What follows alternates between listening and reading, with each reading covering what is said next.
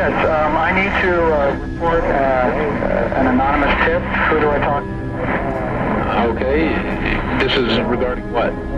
This is regarding a mass suicide. What if I told you that you could live forever? What if I told you that if you lop off your ding dong and your boys, that you could turn into an alien that is above the level of human? Well, you'd probably say, McNasty, that is absolutely insane. What are you even talking about? Well, that is the premise behind why the Heaven's Gate cult was so controversial. This cult and the people in it took the media by storm in the 1990s because of its absolutely bananas off-the-wall belief system. Now, this cult was led by a man named Marshall Applewhite and a woman named Bonnie Nettles, or as known within the cult, Doe and T. And unfortunately, Mr. Applewhite was able to convince 39 people, including himself and Miss Bonnie Nettles, to take their own lives in order to ascend to a higher level of being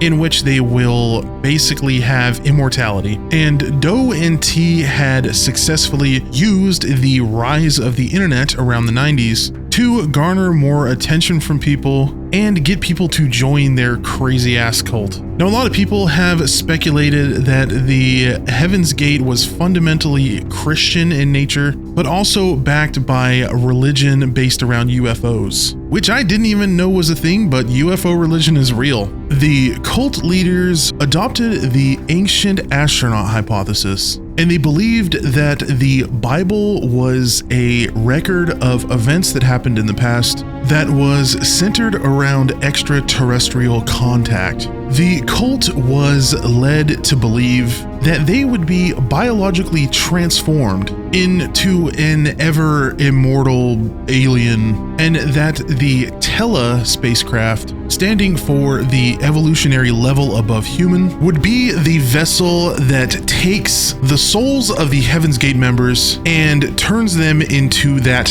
higher level being that I had spoke about before, which is basically interpreted as a UFO version of the rapture. And Mr. Applewhite had convinced his following that they were the ones that were chosen amongst every human being to ascend to this next level type being, and that everybody left on Earth would continue to suffer in their mortal human bodies. Now, this movement was not always this crazy. In April of 1976, Applewhite and Bonnie Nettles stopped recruiting and kind of just settled with their group that they already had, and basically came up with their own rules for the group, in which the cult members reluctantly followed. Some of these guidelines included banning any and all sexual activity, banning the use of alcohol and drugs, and basically forcing its members to forego any earthly pleasures or possessions, including things like family and friends. Applewhite and Nettles really wanted to solidify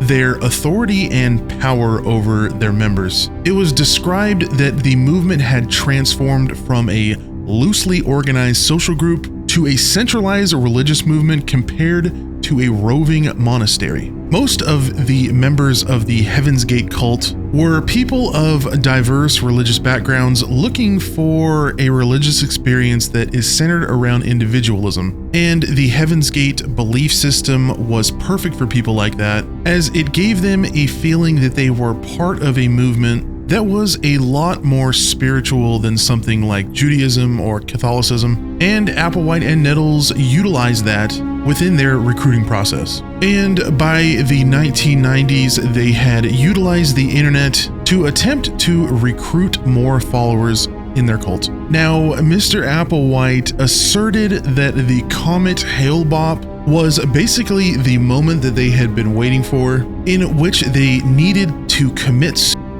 in order to leave their human bodies behind and become a next level vessel on the Tela spacecraft. And the suicides started in March 22nd and happened in 3 separate waves. And the method that members took to end their own lives was that they took a drug called phenobarbital, which is an epilepsy medication, that if taken in too high doses can literally put you in a coma. Well, they mixed that with applesauce or pudding and decided to wash it down with some vodka. I don't know why they chose vodka, but that's just what they did, I guess. After taking it, they secured plastic bags around their head to induce asphyxiation. All 39 members were dressed in identical black shirts and sweatpants, and for some reason, brand new black and white Nike Decades shoes. Maybe they got sponsored, I don't know. Each member was also carrying a $5 bill and 3 quarters in their pocket. And you might be asking yourself, why the hell would they do that? That doesn't make any sense. Well, a former member stated that it was a reference to a Mark Twain story, which said that $5.75 was the cost to ride the tail of a comet to heaven. But there is unfortunately no such writing in any Twain book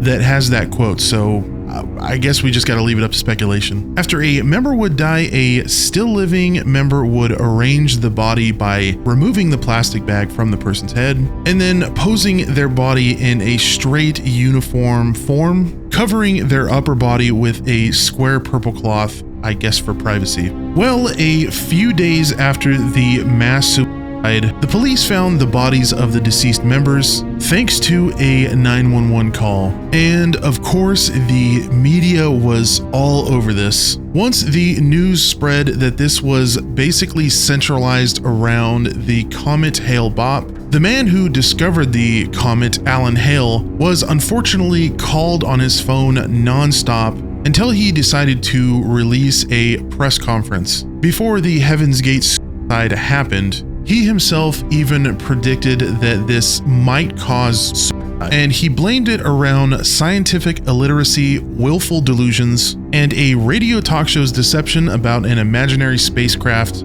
that was following the comet. Now, the Heaven's Gate suicide was going to happen anyways, even if it wasn't caused by this, but Dr. Hale wanted to reiterate that comets are just objects in the sky, and they don't hold any apocalyptic significance. He said that people must use their minds and their reason and not fall onto these unfortunate delusions. A little known fact that there was actually another group who had also died in a mass suicide on the same day as the Heaven's Gate members. This was called the Order of the Solar Temple, and they pretty much followed the same belief system as Heaven's Gate. Fortunately, only 5 members had taken their life, believing that their souls would somehow be transported into space. The police investigated this thinking that they were connected to Heaven's Gate, but the still living Heaven's Gate members refused to acknowledge that they were connected. And although most people would consider this a mass suicide, a former member of Heaven's Gate referred to this as a mass murder, describing that the dead members were a victim of a hoax and that there was villainy within the cult. 2 former members, Mark and Sarah King, operating as the Tella Foundation, are still believed to be maintaining the website that is actually still up. You can actually visit this website right now at heavensgate.com, and it looks exactly as it did in the mid-90s. It's a very 90s looking website, and apparently you can still contact them via email, in which they will give you more information about the Heaven's Gate ideology. Now, if you want to learn more about this event and this cult, there was a documentary series released on HBO Max in 2020 called Heaven's Gate: The Cult of Cults. And this really takes a super deep dive into everything surrounding the cult. So if this topic intrigues you that much, I highly suggest going and watching that. One anecdote that I thought was really funny while researching this is that apparently in 2018, Lil Uzi Vert, yes, the rapper Lil Uzi Vert, posted a concept album art for the album Eternal Atake. Apparently, they were contacted by Mark and Sarah King, and they had threatened legal action towards Mr. Uzi Vert for using and adapting their copyrights and trademarks without their permission. The concept album art contained a logo almost identical to the Heaven's Gate logo, with similar text and visuals. And when the album officially released, it was changed to what we have on screen here. I just thought that was funny. I did not think I was going to learn something about Lil Uzi Vert while researching the Heaven's Gate cult? Well, I think that covers everything that I wanted to talk about centered around this topic. Let me know down in the comments if you guys enjoyed this video and if you want me to talk about another cult or anything interesting that you would like me to research, and I will take it into consideration. Thank you for watching. I'm McNasty, signing out.